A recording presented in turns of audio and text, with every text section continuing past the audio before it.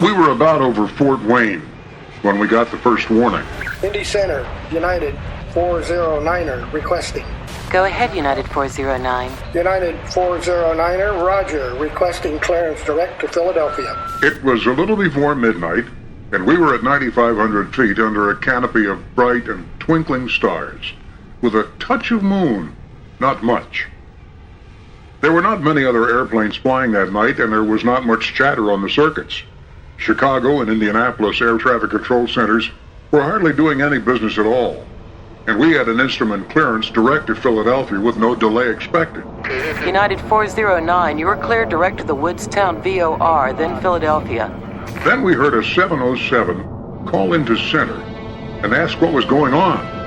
Something had flashed across their bow at flight level 270, heading south. Indianapolis Center, Eastern 1022. Be advised, unidentified traffic just passed in front of us, and it was pretty close.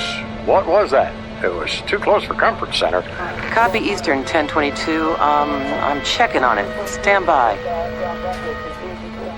This is Indianapolis Center, Eastern 1022, and all aircraft on my frequency. Be advised, I just picked up fast-moving traffic southbound through my airspace. Identity unknown. Roger that, Center. Delta 315. Just saw the fast mover. Was not able to identify it either. Eastern 1022, Center. What's going on?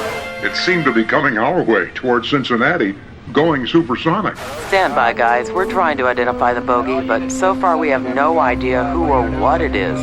Be advised, we're contacting NORAD now.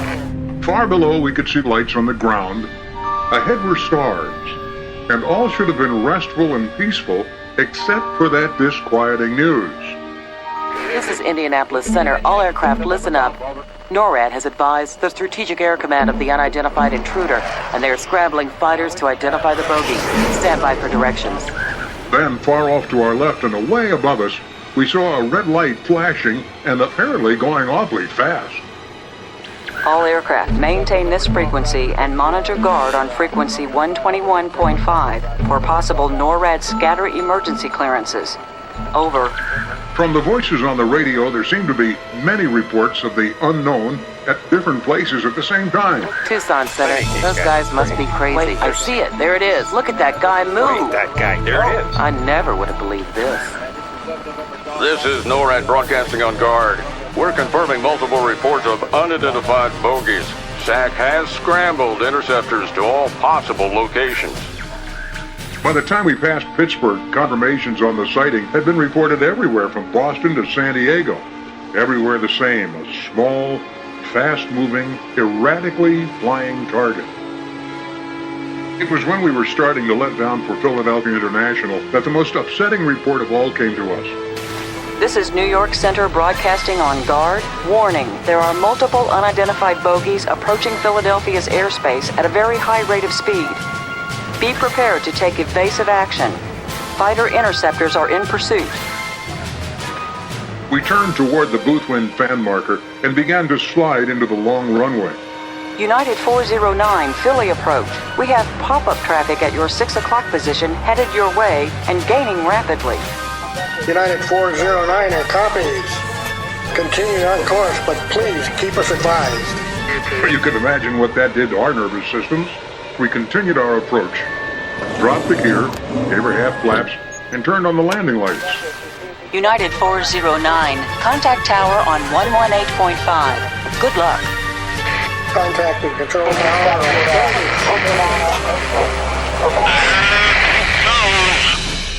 Philly Tower, we have traffic in sight, and you may not believe what you're looking at. Clearly illuminated in the triple beams of our brilliant landing lights, we saw the mysterious object. A red-colored sled, towed by 9 creatures that looked like deer, one of which had a red nose like a rotating beacon.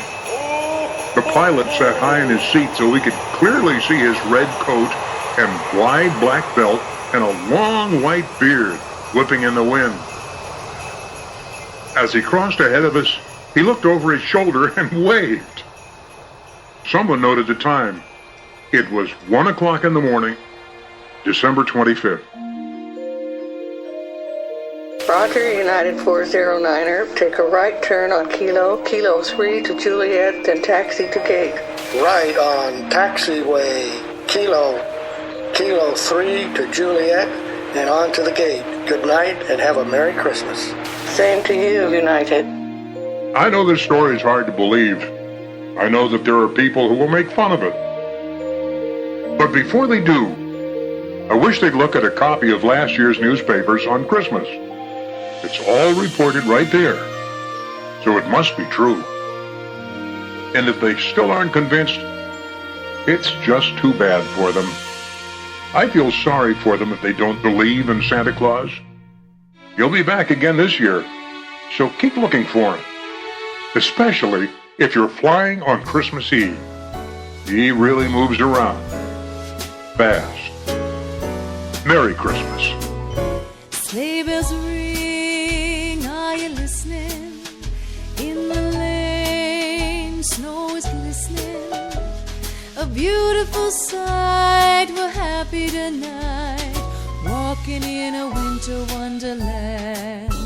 Gone away is the bluebird, here to stay is a new bird. He sings a love song as we go along, walking in a winter wonderland. In the meadow we can build a snowman, then pretend that he is Parson Brown. He'll say, are you married? We'll say, no, man.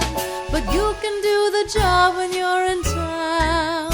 Later on, we'll conspire as we dream by the fire to face unafraid the plans that we made, walking in a winter wonderland. Walking in a winter wonderland. Walking in a